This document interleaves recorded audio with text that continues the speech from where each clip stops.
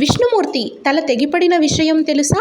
హయగ్రీవుడు అనే అసురుడు బ్రహ్మకు కఠోరంగా తపస్సు చేసి చావులేని వరాన్ని కోరుతాడు. అప్పుడు బ్రహ్మ, మీ అసురులకు వేరే పనేం లేదారా? అలా ఇవ్వడం కుదరదు, వేరే వరం కోరుకో అంటాడు.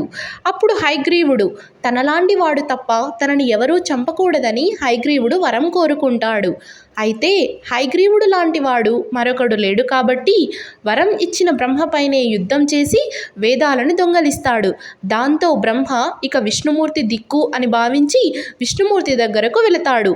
అప్పటికే విష్ణుమూర్తి చాలామంది అసురులతో పోరాడి అలసిపోయి తన ధనస్సును తలకింద పెట్టుకొని నిద్రపోయి ఉంటాడు.